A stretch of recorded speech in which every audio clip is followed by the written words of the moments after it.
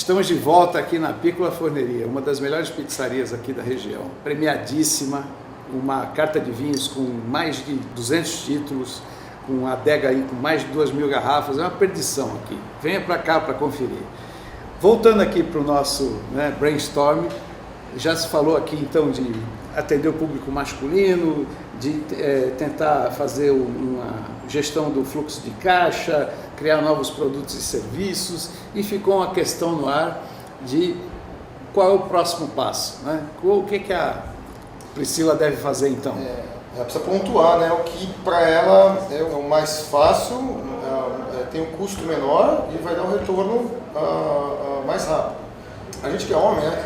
A gente realmente se sente constrangido, né? Para ir em qualquer lugar.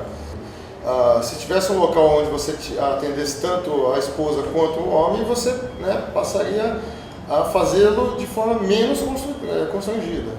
Então, agregar esse serviço, sim, na minha opinião, seria uma coisa interessante. É óbvio que ela precisa ver qual é a viabilidade disso para o negócio dela, em termos de espaço físico, profissionais, equipamentos, mas até que ela precisa aventar qual é a prioridade. Nesses três objetivos, o desafio que ela lançou, atender o público masculino, eu coloco na verdade como o mais difícil, porque é óbvio, um aumento de demanda grande para um público diferenciado, que é do sexo masculino, requer um espaço direcionado só aos homens, e não misturado, né? Pelo menos é o que eu imagino. Afinal de contas, eu não entendo nada de estética. Né? Então, mas e nesse aspecto então de atender mais e melhor o público feminino, como provocar então essa recompra, essa fidelização das clientes dela para criar novos pacotes, ter procedimentos mais longos, tratamentos mais longos? De maneira curta e grossa, não só para o público masculino, mas feminino. Por que não um atendimento in-house, um atendimento personalizado? A gente hoje escuta o personal trainer, o personal style, o personal whatever, personal whatever. Por que não o personal mais belo e mais belo? O personal é um atendimento in-house, um atendimento um pouco mais personalizado. Eu recentemente estive num evento no Rio de Janeiro e eu escutei uma pessoa dizendo que ele fez um mapa chamado lá o Balance Scorecard do seu corpo. Ou seja, ele identificou dentro de forma prévia que você precisaria, por exemplo, reduzir X% de gordura, que você tinha uma massa, ou seja, ele te traçou, te diagnosticou, te deu um mapa e ele te deu um fluxo aí de X meses que você deveria fazer tais ações, tais iniciativas. Por que não trazer esse serviço um pouco mais personalizado, onde exista um diagnóstico, porque ali eu acho que já é o início da fidelização também, de um atendimento mais, um acompanhamento, a prevenção do trabalho. Excelente ideia. Porque beleza e saúde, na verdade, são duas coisas muito relacionadas, e essa resistência do homem à beleza, ela é inversamente proporcional à vontade do homem em ter saúde. A mulher é capaz de fazer coisas contra a sua saúde pela beleza, e o homem é justamente o contrário. Então eu estava pensando aqui, falando se talvez não fosse interessante agregar a figura de uma nutricionista, agregar a figura de uma dermatologista, agregar figuras relacionadas à tua saúde corporal, como é a questão hoje do câncer de pele, o excesso de peso, ou então o excesso de gordura corporal, e trazer isso junto com uma forma de valorização do homem, de valorização do próprio ser humano, da saúde, da beleza, porque não basta estar bem, é preciso parecer estar bem, Então acho que as duas coisas elas caminham, e talvez seja um bom mote para o homem aí, a questão saúde, então agregar coisas do ponto de vista da saúde, não só da beleza. Deixa eu provocar um pouco a coisa assim para o lado um pouco mais demoníaco. A mulher faz uns procedimentos de fato assim meio esdrúxulos, insanos, e assim, e vende, cara. Eu fico impressionado isso. A mulher vai lá e compra, Em se tratando de um negócio, da clínica, isso é um aumento de venda também, mas como é que você vai pesar isso, Eu vou estimular esse tipo de procedimento e de tratamento, e ao mesmo tempo como é que eu balanceio a minha responsabilidade com a saúde do público que eu estou atendendo? Como é que fica esse conflito aí de interesse para a clínica? Eu acho que o lugar principal de atendimento é a própria clínica. Não sei se como serviço adicional, sim, funcionaria, mas não seria o core business, não seria a âncora. A âncora é a clínica, aquilo que ela já investiu na clínica, aquilo que ela já investiu em equipamento, de onde ela tem que tirar o maior proveito possível, tá certo? De onde virar o melhor retorno possível. Eu acho que as ideias que foram lançadas no início, na primeira fase, tem muito a ver com produtos complementares, né, que faz com que você consiga um pouco mais de fidelidade, como produtos complementares que façam com que você passe a resistência do inverno, tá certo? Por parte das clientes.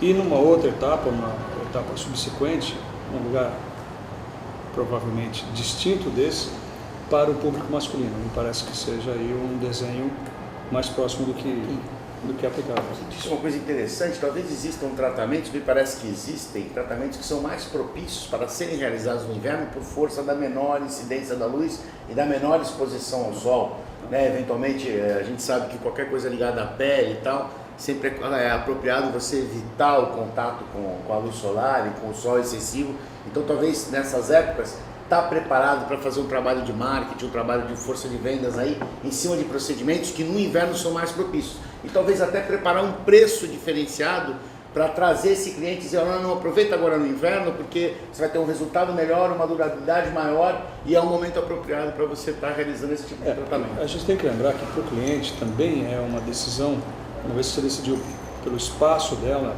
redefinir isso, se está sendo bem servido. Então é muito mais fácil, né, fidelizar, é muito mais fácil oferecer produtos do ponto de vista do cliente mesmo, muito mais cômodo você encontrar tudo naquele lugar, que é um conceito de one-stop shop, do que você ter que decidir novamente por que clínica frequentar, tá certo? Então você tem um ambiente mesmo para fazer isso, para oferecer multiprodutos. Será que uma forma de fidelizar talvez seja buscar esse cliente em casa, talvez? Eu já passei por um case em uma devida época, era uma ótica, onde ela percebia que mais para os idosos eles compravam lentes de contato e no local, no shopping center, tinham 7 óticas no mesmo local. E quando ele não achava naquele, ele na verdade passava para outra loja vizinha e comprava. A ótica percebeu que na verdade era uma rede, essa ótica, ela tinha em vários locais na cidade, mas não necessariamente naquela ótica, naquela loja, aquela lente. E ela começou a atender esse cliente em casa, porque ele inibia ele de, então a ótica passava a ter a todo momento aquela lente, porque você ligava, pedia a que você queria e ela tinha, de fato tinha, mas não na loja que você frequentava, tinha na outra loja, no outro bairro. Então talvez atender esse cliente em casa, não deixar também ele passar pela concorrência, de uma forma que ele estude, lógico, a concorrência através da propaganda, mas dá esse conforto. Eu concordo com o que ele falou, que estética tem que ser feita em clínica. É um pouco mais delicado alguns tipos de procedimentos, até pelo maquinário ou até pela higienização e etc, ser feita em casa. Seria o ápice do conforto, talvez para o cliente e talvez até para o homem, seria um conforto, um fato de desinibidor, né? Mas talvez buscá-lo em casa, buscar esse cliente, tratar ele melhor, mimar ele mais. Mas deixa eu viajar um pouquinho mais então em cima do personalizado. Hoje, você pega, por exemplo, aqui na região, ainda não é tão enraizado dentro da região, você ter empresas investindo também no bem-estar, por exemplo, na saúde do seu colaborador, do seu funcionário.